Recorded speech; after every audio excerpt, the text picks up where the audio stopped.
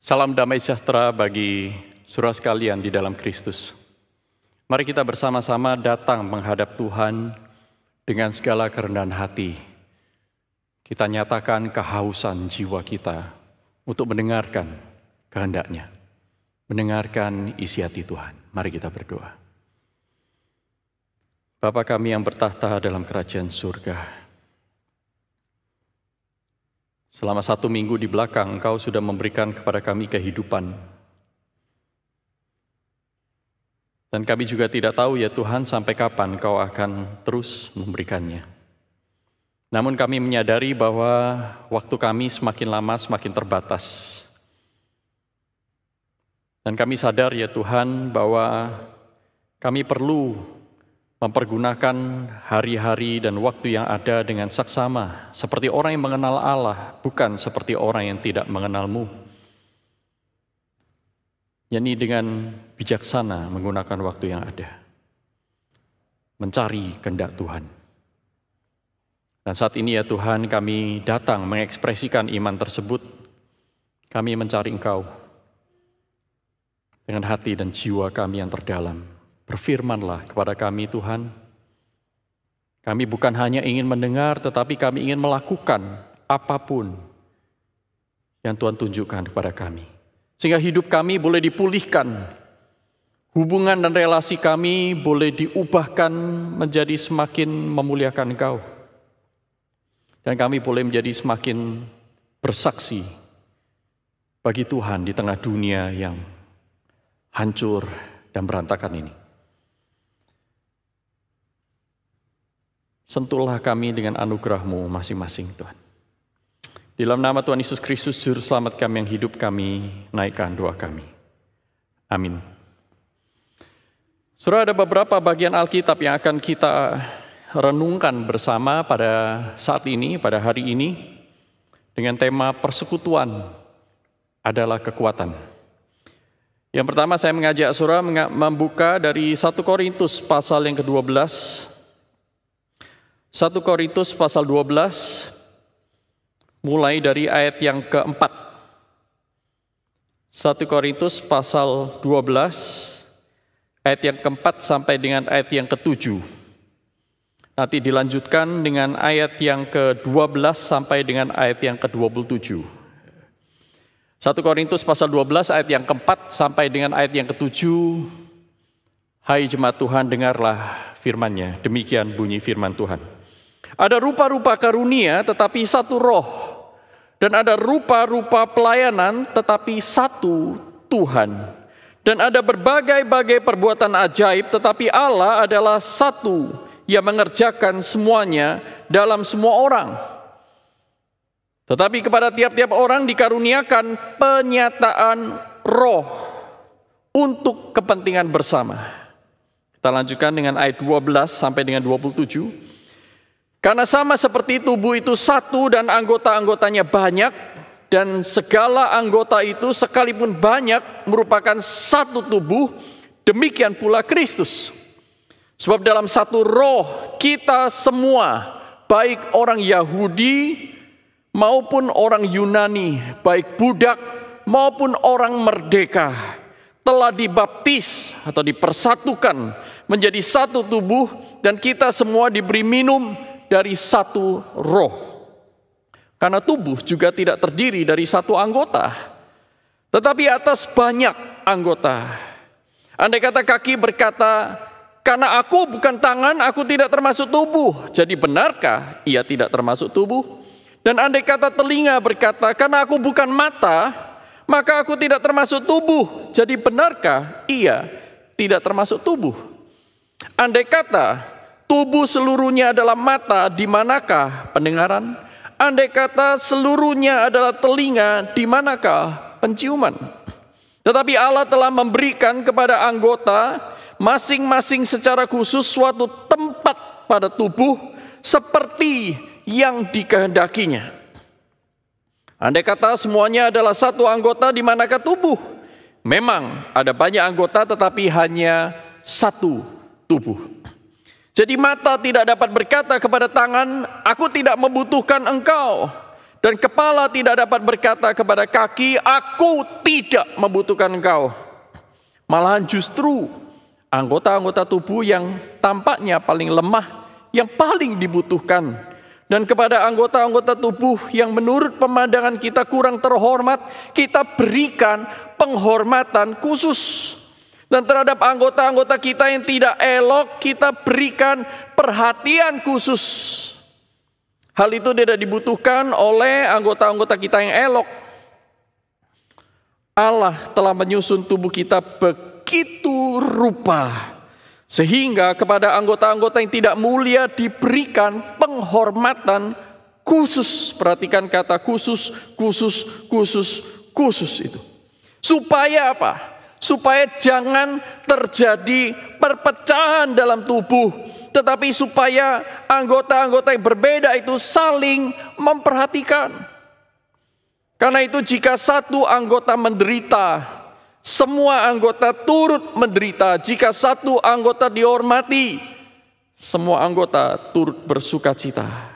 Kamu semua adalah tubuh Kristus dan kamu masing-masing adalah anggotanya.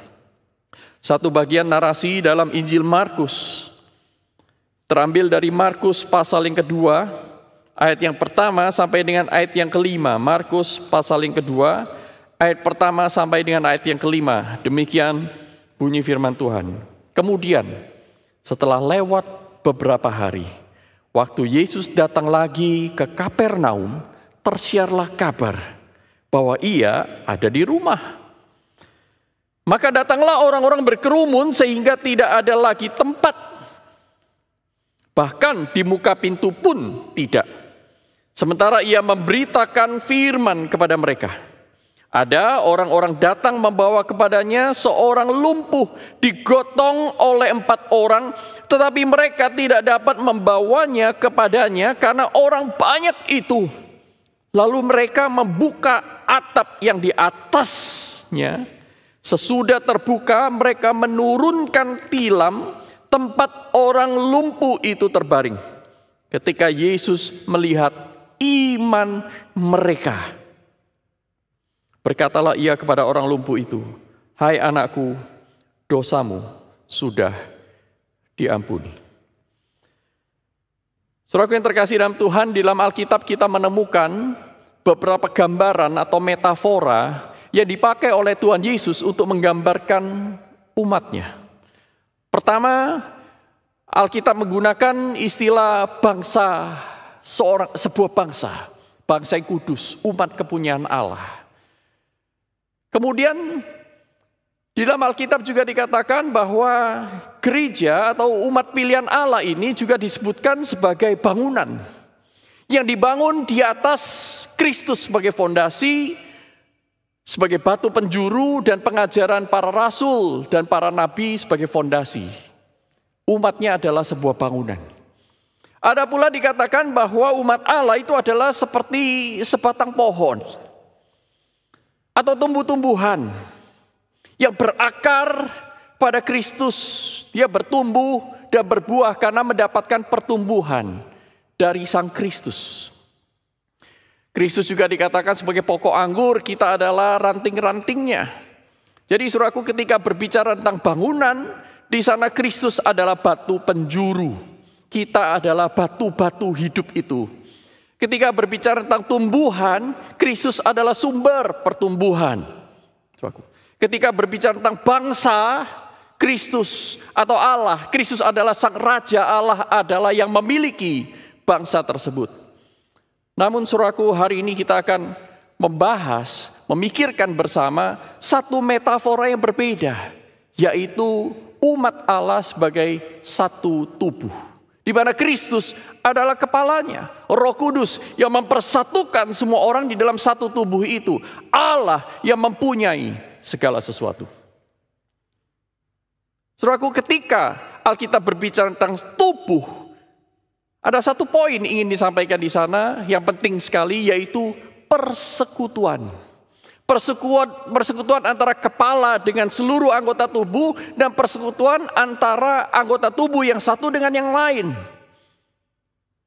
Rasul Paulus berbicara banyak tentang tentang persekutuan antara Allah, antara Kristus dengan seluruh anggota tubuh di bagian-bagian awal di pasal 12 tersebut, saudaraku, 1 Korintus. Satu Tuhan, satu Allah, satu roh yang bekerja dalam semuanya, saudaraku. Berbicara tentang Allah dan jemaatnya. Tetapi, saudaraku, hari ini kita mau fokuskan antara persekutuan di antara anggota tubuh yang satu dengan yang lain. Charles Spurgeon berkata, persekutuan adalah kekuatan, kesendirian adalah kelemahan. Sendirian, sebuah pohon raksasa, tunduk kepada angin yang kencang dan terjerembab di atas rerumputan. Tetapi di dalam hutan, saling mendukung satu dengan yang lain, pohon-pohon yang lebih kecil menertawakan badai. Domba-domba Yesus bergerombol bersama. Elemen sosial adalah kejeniusan Kristiani. Demikian kata Charles Spurgeon.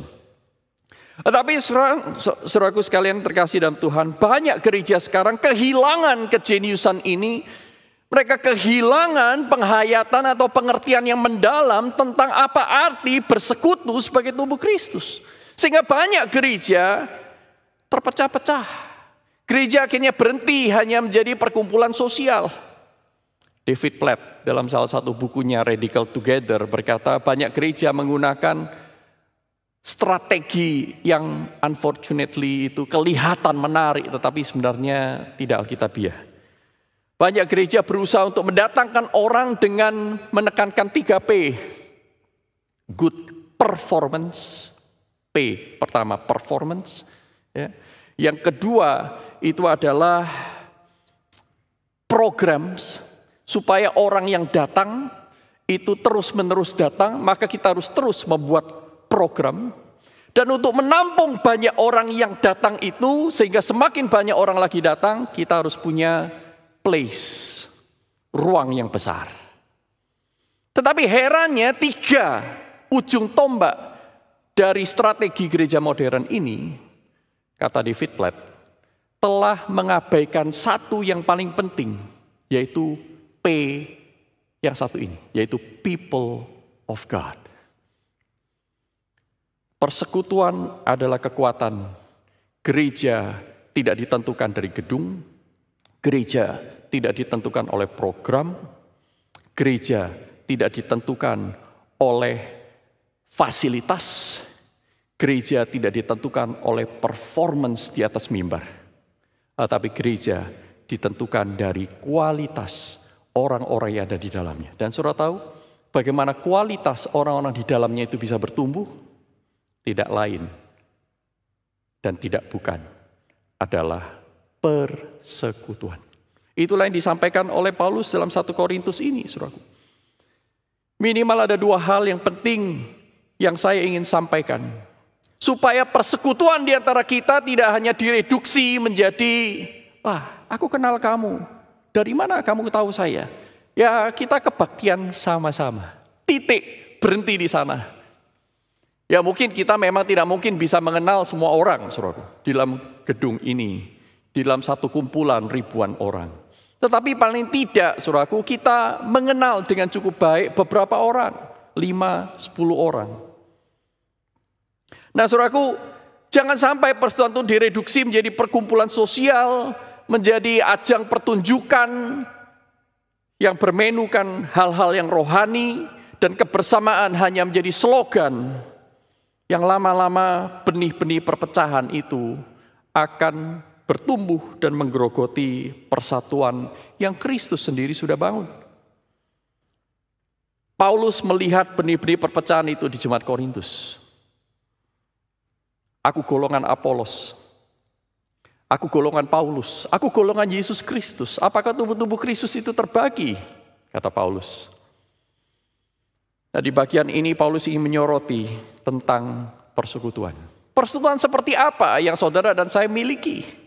Satu tubuh iya, terdiri dari banyak anggota berbeda-beda iya.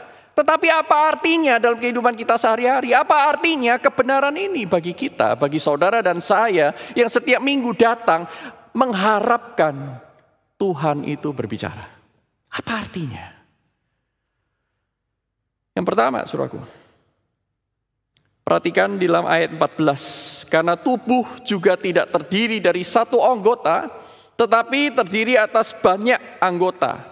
Kaki tidak bisa berkata, karena aku bukan tangan, maka aku bukan anggota tubuh. Telinga tidak bisa berkata, aku bukan mata, aku tidak termasuk tubuh. Saudaraku, dalam bagian ini Paulus menyoroti bagian dari jemaat itu yang merasa diri mungkin minder. Saudara. Aku kan bukan orang Yahudi, apa mungkin aku itu bisa menjadi anggota gereja? Aku ini bukan orang merdeka, aku ini budak. Apakah mungkin aku bisa bersatu, bersekutu dengan orang-orang merdeka? Bos-bos saya. Dalam bagian ini Paulus mengatakan, ya, kamu memang bukan mata, kamu adalah telinga, tapi kamu juga adalah anggota tubuh. Kamu memang bukan tangan, tetapi kamu adalah kaki. Tetapi kamu juga adalah anggota tubuh. Jadi artinya, saudaraku, tidak ada satu orang pun di antara kita yang berkata, saya ini tidak dibutuhkan kok di tempat ini. Tidak ada, saudaraku. Kita memang mungkin bukan pengkhotbah. Saya memang bukan worship leader. Saya bukan penyambutan, saya bukan ini, bukan itu. Saya tidak termasuk dalam nama-nama yang ada di dalam penata layan minggu ini. Tetapi bukan berarti saudara bukan anggota tubuh. Juga bukan berarti saudara boleh menjadi anggota yang bermalas-malasan. Bukan itu maksud saya, saudara. Tetapi perhatikan apa kata Paulus di sini. Tuhan melalui Rasul Paulus berkata, Allah memberikan kepada anggota masing-masing secara khusus suatu tempat di dalam tubuh, seperti yang dikehendakinya.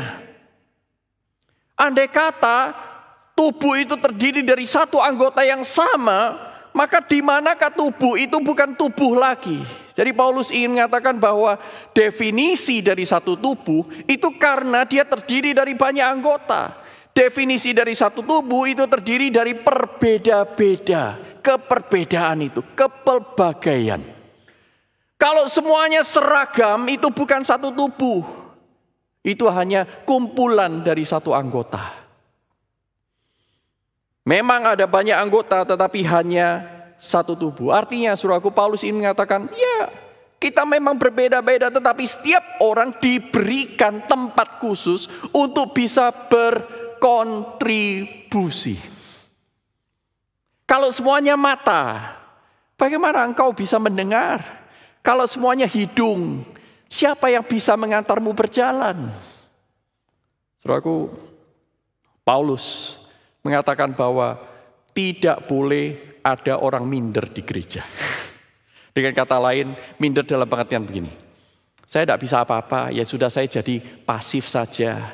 Saya menjadi orang yang penting kasih persembahan kan sudah. Senyum-senyum dikit ya. Datang ke gereja, pulang, setelah itu ya sudah. Saya jadi anak Tuhan, haleluya, diselamatkan, mati masuk surga. Saudara punya 1001 macam alasan untuk meragukan orang seperti itu anak Tuhan atau tidak. Karena anak Tuhan yang sejati akan mempertuhankan Kristus. Mempertuhankan Kristus berarti saudara melakukan firman. Melakukan firman. Hari ini dikatakan tiap orang punya tempat khusus untuk berkontribusi. Masalahnya apakah kontribusi itu? Bagaimana saudara dan saya bisa menemukan kontribusi? Tempat di mana saya bisa berfungsi sebagai anggota tubuh Kristus. Saudara, saya mengenal seorang ibu bernama Ibu Go. Beliau baru saja meninggal. Teman-teman GKY tentu yang sudah lama di GKY mengenal Ibu Mary Go, Ibu Lois Go. Ya ini Ibu Go ini adalah ibu mama dari mendiang Ibu Mary Go dan Lois Go. Saya mengenal beliau sejak saya remaja, karena saya remaja masuk di gereja tersebut, dan mulai saya berkenalan dengan banyak orang, dan saya mengenal beliau. Waktu itu sudah sangat usur dan tua. Nah, beliau juga meninggal dalam usia yang sangat-sangat tua, 100 tahun kalau tidak salah ya. Lebih sedikit sekitar itu.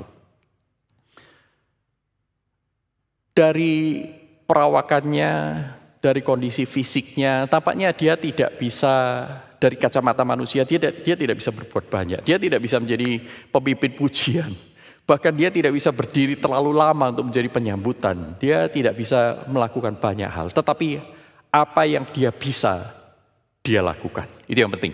Saudara mungkin tidak bisa lakukan A, B, C. Tetapi apakah saudara sudah melakukan apa yang saudara bisa? Ibuku membuka pintu rumahnya. Untuk anak-anak sekolah minggu itu boleh datang. Dia mengatakan pada gereja, silakan pakai rumah saya untuk menjadi satu tempat penjangkauan untuk anak-anak di kampung ini. Maka gereja mulai mengirimkan 1-2 orang guru sekolah minggu, anak-anak dikumpulkan, sampai akhirnya, sampai hari ini saudaraku, rumahnya itu menjadi gereja. Dia buka pintu rumahnya, saya yakin dia juga bersihkan setelah semuanya dipakai. Dia bisa lakukan itu untuk Tuhan, dia lakukan.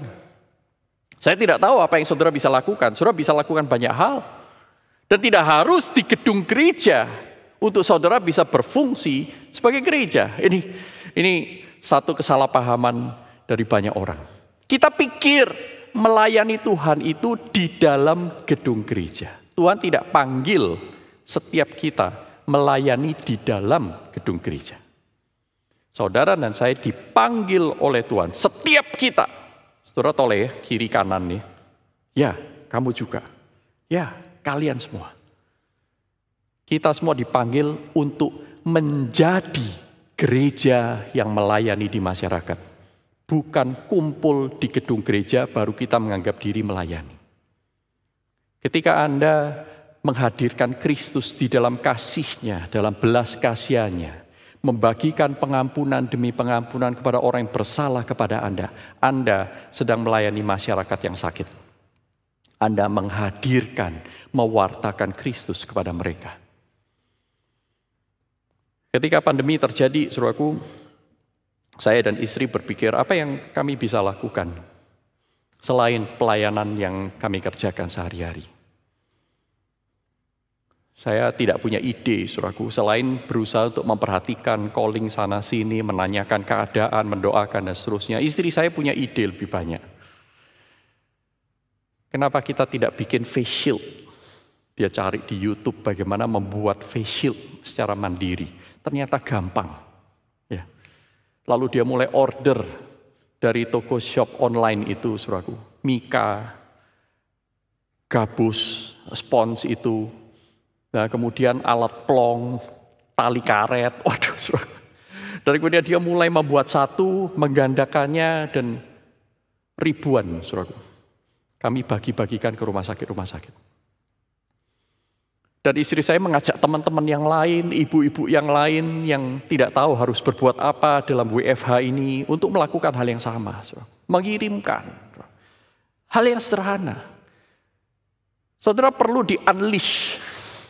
Perlu dilepaskan, dikreatifkan. Perlu dilepaskan dari satu pandangan yang keliru bahwa melayani itu hanya di dalam gedung.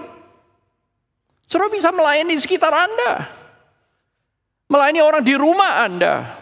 Melayani tetangga Anda. Saudaraku, hari ini firman Tuhan mengatakan tidak ada satu orang pun berhak untuk mengatakan, karena aku tidak bisa ini, aku tidak bisa itu. Karena aku tidak bisa ini, aku tidak bisa menjadi gereja. Aku tidak bisa menjadi anggota tubuh yang berfungsi. Tidak, semua orang diberikan satu tempat khusus oleh Tuhan. Diberikan kemampuan khusus yang mungkin orang lain tidak bisa lakukan. Tetapi saudara dan saya bisa lakukan di tempat itu kepada orang itu. Yang kedua, tubuh terdiri dari anggota-anggota yang terhubung satu dengan yang lain. Ini bagian yang kedua, saudaraku. Jadi mata tidak dapat berkata kepada tangan, aku tidak membutuhkan engkau. Dan kepala tidak dapat berkata kepada kaki, aku tidak membutuhkan engkau. Ini kebalikan dari bagian yang pertama tadi. Kalau bagian pertama tadi untuk orang-orang, maaf dalam tanda kutip, yang merasa diri tidak mampu apa-apa. Tetapi yang kedua ini adalah mereka yang membanggakan diri dengan kemampuannya. Seolah-olah karena aku mata dan kamu bukan mata, aku tidak butuh kamu. Seolah-olah tubuh itu hanya terdiri dari dia. Dia terlalu tinggi hati begitu rupa sehingga tidak pernah muncul dari mulutnya, "Aku membutuhkan engkau." Paulus menegur dengan lebih direct, saudaraku, lebih langsung, dan dia berkata, jadi mata tidak dapat berkata. Kalau di bagian yang pertama tadi, andai kata, ya, andai kata kaki berkata, ini kan tidak direct. Tetapi bagian yang kedua, Paulus tampaknya sedikit lebih keras. Dia berkata, mata tidak bisa berkata kepada kaki, kamu tidak boleh berkata kepada satu orang pun di dalam gedung ini, di dalam persekutuan anak-anak Tuhan, aku tidak butuh kamu. Itu melawan Tuhan. Saudara berdosa kepada Tuhan, aku tidak butuh kamu, keluar. Kamu tidak ikut dengan aku, keluar. Kamu tidak setuju dengan aku, pergi, cari ladang pelayanan yang lain. Bukan hanya itu tidak sesuai dengan firman Tuhan, itu mengganggu pekerjaan Tuhan di muka bumi. Mata tidak dapat berkata kepada kaki, aku tidak butuh engkau. Dan kepala tidak dapat berkata kepada kaki, aku tidak membutuhkan engkau. Paulus berargumen lagi. Oke, katakanlah, as if, seandainya memang kaki itu lebih inferior daripada mata. Ini seandainya ya. Paulus berkata, seandainya. Tetapi perhatikan, malahan justru anggota-anggota tubuh yang tampaknya paling lemah. Tampaknya, tetapi belum tentu dia lemah. Tampaknya paling lemah, dia yang justru paling dibutuhkan. Saya pikir-pikir, anggota tubuh apa yang tampak paling lemah tapi paling dibutuhkan? Misalnya jantung, saudara. Jantung ini tampaknya lemah karena dia tidak punya kerangka, dia mudah terluka, kesodok sedikit sakit, ya kan? Tetapi saudaraku, mana ada di dalam tubuh kita ini yang bekerja sekeras jantung? Dia bekerja non-stop 24 kali 7 jam dan seumur hidup Anda. Otak pun masih ada masa istirahat, saudara. Jantung enggak, dia terus berdegup. Kelihatan lemah tetapi sangat dibutuhkan. Dan kepada anggota-anggota tubuh yang menurut pemandangan kita kurang terhormat, kita berikan penghormatan khusus. Dan terhadap anggota-anggota kita yang tidak elok, kita berikan perhatian khusus. Hal itu tidak dibutuhkan oleh anggota-anggota kita yang elok. Allah telah menyusun tubuh kita begitu rupa, sehingga kepada anggota-anggota yang tidak mulia diberikan penghormatan khusus. Artinya apa? Tidak ada satu orang pun berkata, aku tidak butuh engkau. Justru Allah mengatakan, kalau dia lebih inferior, kamu anggap dirimu lebih superior daripada orang tersebut, dia adalah tanggung jawabmu. Kamu harus memberi dia perhatian khusus, kau harus memberi dia penghormatan khusus, engkau harus betul-betul menolong orang tersebut, melindungi orang tersebut untuk bertumbuh secara khusus. Luar biasa, khusus. Dan kemudian ditambahkan lagi oleh Paulus di sana, dikatakan apa? Supaya jangan terjadi perpecahan. Benih perpecahan adalah ketika orang tidak membutuhkan yang lain. Benih perpecahan ketika kesombongan diri menggantikan kerendahan hati. Benih perpecahan itu akan muncul ketika orang merasa paling benar sendiri dan tidak membutuhkan nasihat, masukan, mempertimbangkan hal-hal yang lain. Apalagi Tuhan. Saudaraku yang terkasih dalam Tuhan, bagian ini ingin mengatakan bahwa janganlah terjadi perpecahan itu. Tuhan tidak mendesain tubuh kita untuk terpecah belah karena kita berbeda. Sebaliknya, Tuhan mendesain tubuh kita berbeda-beda supaya satu dengan yang lain itu saling menolong, saling mendukung, saling memperhatikan. Sehingga kita berbeda dari seluruh komunitas di dunia.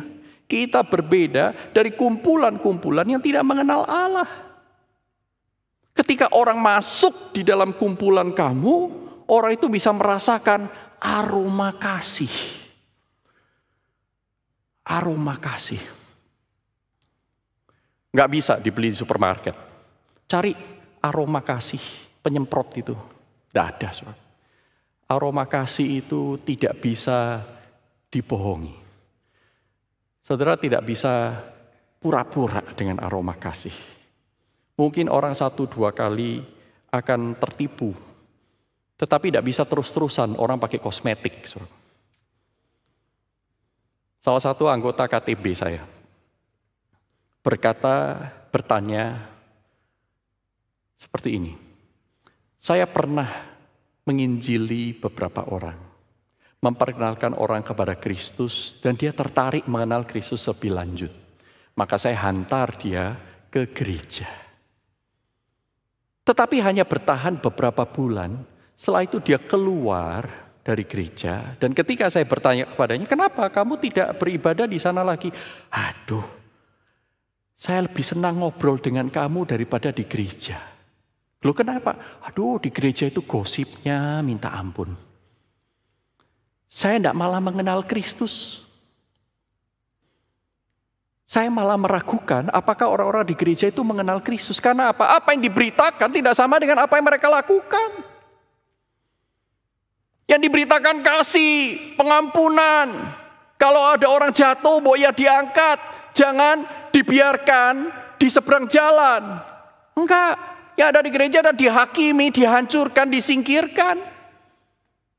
Lalu anggota KTB saya bertanya, waduh, saya bilang,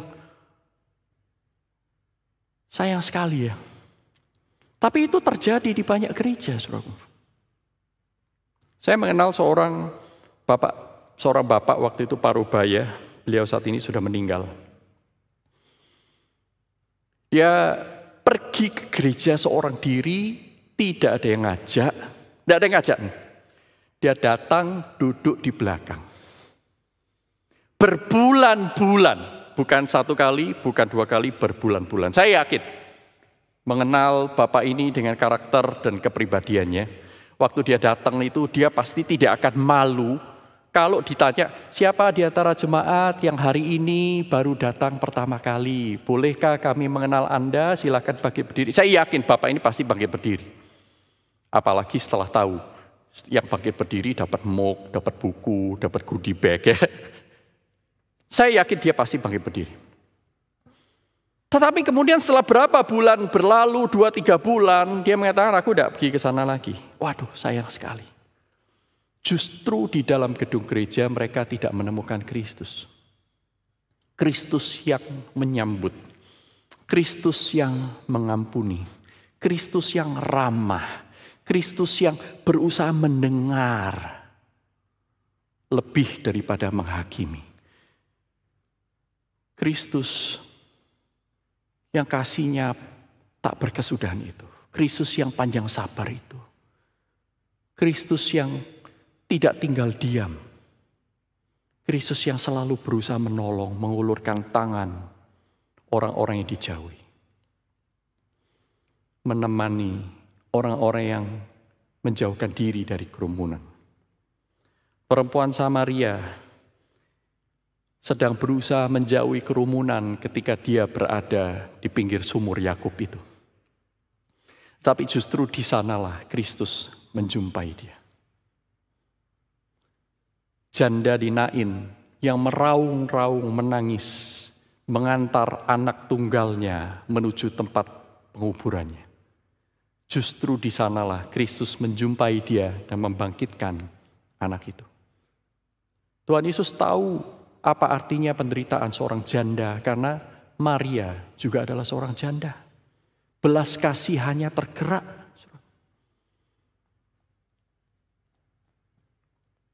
Saudara yang terkasih dalam Tuhan, supaya jangan terjadi perpecahan. Jadi ini bukan persekutuan biasa, bukan persekutuan karena kita bayar iuran. Bukan persekutuan perasaan dekat manusiawi semata karena kita sering ketemu. Bukan. Tetapi ini persekutuan di dalam Kristus di mana kasih Kristus memerintah, kedaulatan Allah memerintah, dan Allah bertahta di dalam hati masing-masing orang di dalamnya, saudaraku. Ini persekutuan seperti ini, sehingga persekutuan di mana Kristus memerintah ini akan begitu mudah dan dimampukan Allah untuk memberikan perhatian khusus. Aku tahu kamu lemah. Aku tahu kamu jatuh dalam dosa. Aku tahu kamu tidak sempurna. Well, siapa di antara kita yang tidak pernah berdosa? Siapa di antara kita yang sempurna? Siapa di antara kita yang gak punya kelemahan? Tapi aku mau menjadi saudaramu. Di sanalah Kristus bertahta dan di sanalah Kristus membuat perbedaan antara gereja yang sejati dengan kumpulan orang yang tidak mengenal Allah. Tapi yang seperti itu apa ada, Pak? Mungkin Anda bertanya. Ada. Mungkin di dalam skala kecil di gereja ini ada kumpulan orang-orang yang bertumbuh di dalam Kristus. Saudara perlu mencari orang-orang seperti itu. Saudara, komunitas seperti apa ini yang kita butuhkan? Supaya saudara dan saya bisa terus bertumbuh menyerupai Kristus, menjadi murid-murid Kristus dan tidak justru yang bertumbuh itu malah kemunafikan, kosmetik kita yang banyak. Semakin mengikut Tuhan, semakin kebal hati kita. Dan terbiasa begitu natural, pura-pura menjadi orang baik. Apalagi bersembunyi di balik jabatan-jabatan mungkin. Saudara, itulah sebabnya saya mengajak Anda untuk membaca Markus 2 tadi ayat 1-5. Sebuah kisah yang mungkin saudara sudah tahu dan sering mendengarnya, yaitu ketika Tuhan Yesus datang di Kapernaum, orang-orang itu mendengar kabar, oh Tuhan Yesus ada di rumah si A, ayo kita rame-rame ke sana, kita ingin mendengarkan hikmatnya. Saking ramenya penuh, saudaraku, sampai pintu depan pun itu penuh dengan orang, sehingga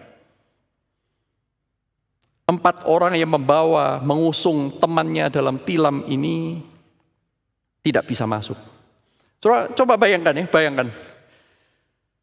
Seorang lumpuh ini tiba-tiba di rumahnya, di dalam ketidakberdayaannya, berbaring di atas ranjangnya, di kamarnya yang gelap dan pengap itu. Temannya itu langsung menyeruak masuk 4 orang. Hari ini ada kabar baik. Tuhan Yesus datang di kota kita. Kami akan mengajak kamu ke sana. Mungkin orang yang lumpuh ini berkata, sudahlah, tidak usah ngerepotin guru. Lagi pula pasti ada banyak orang berkerumun di sana. Kamu tidak mungkin bisa membawa aku ke sana. Tidak bisa bawa ke sana. Sudahlah, aku juga sudah terima kok dengan keadaanku. Biarkan aku begini, biarkan aku mati dalam kelumpuhanku. Tetapi 4 orang ini tidak putus asa. Dia berkata, enggak, you cannot say no. Kami akan membawa kamu kepada Kristus dan meminta dia untuk melakukan apa yang dikehendakinya. Kalau dia mau menyembuhkan silakan, kamu tidak sembuh, paling tidak kamu bertemu dengan one amazing person.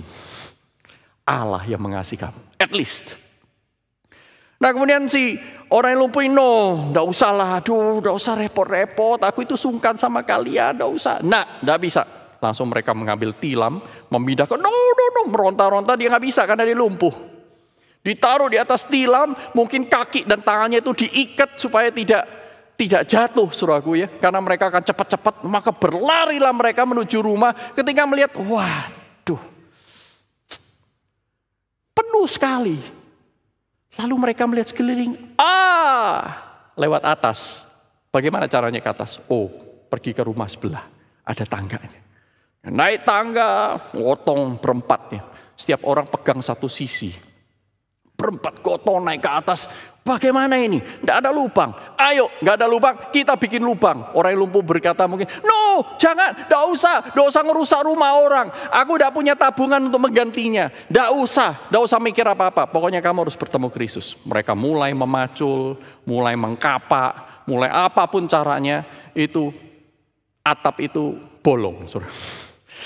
Saudara bisa bayangin kalau saudara ada dalam ruangan, tiba-tiba ada reruntuhan, ada bunyi dak, dok, kemudian serpihan debu, serpihan batu itu mulai muncul. Mereka lihat, wah, mulai ada sinar matahari masuk.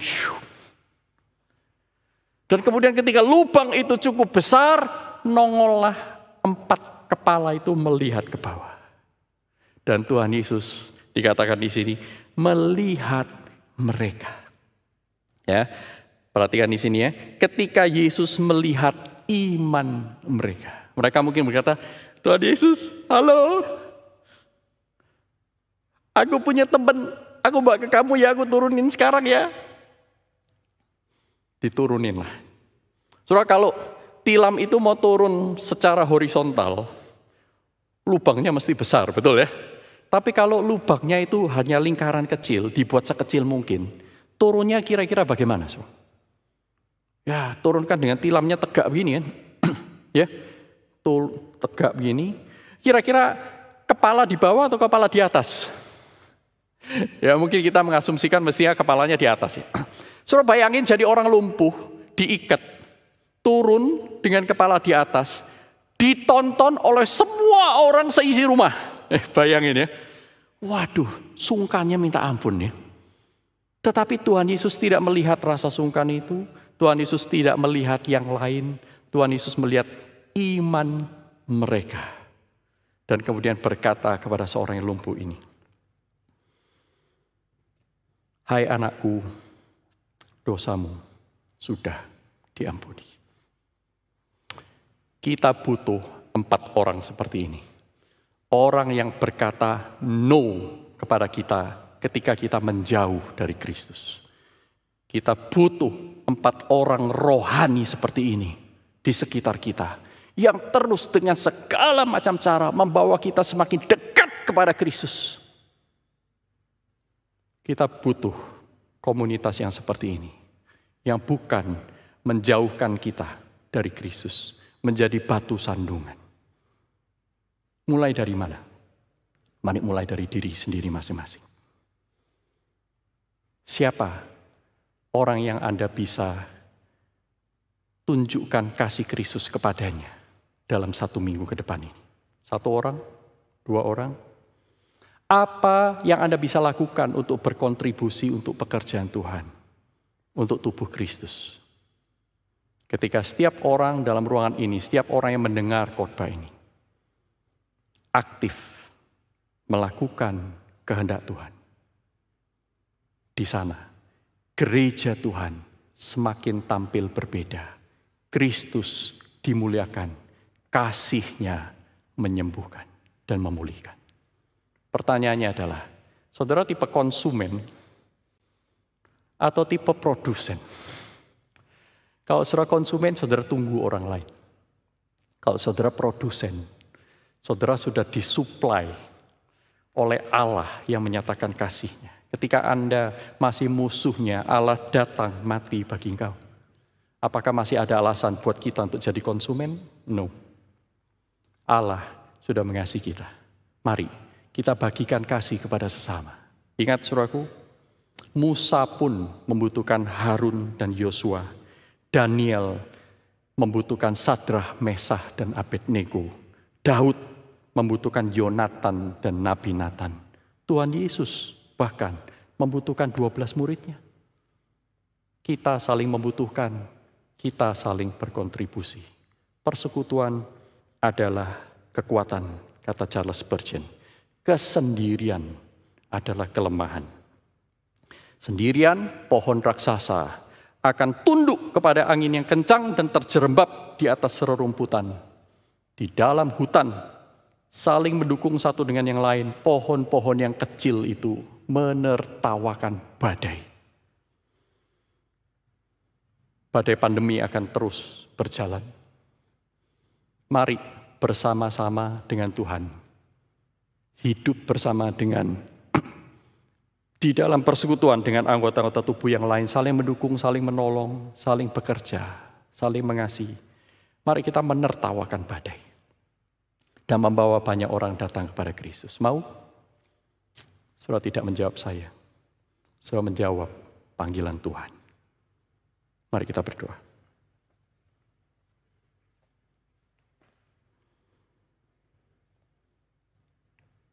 Begitu banyak kasih-Mu kepada kami. Tak henti-hentinya Engkau curahkan dari hari ke hari. Tanpa kami sanggup menyebutkannya satu persatu.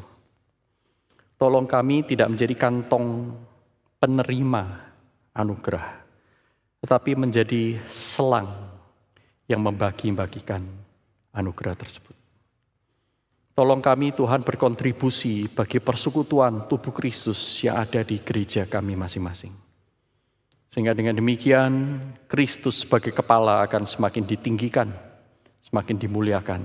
Dan akan menarik banyak orang datang bergabung di dalam komunitas tubuh Kristus ini. Yaitu ketika Kristus berkuasa, kasih-Mu dinyatakan, kebenaran-Mu ditegakkan, belas kasihan-Mu boleh bertumbuh, berbuah lebat. Di dalam nama Tuhan Yesus Kristus, tolong kami Tuhan masing-masing untuk menjadi pelaku firman. Amin. Tuhan memberkati kita semua.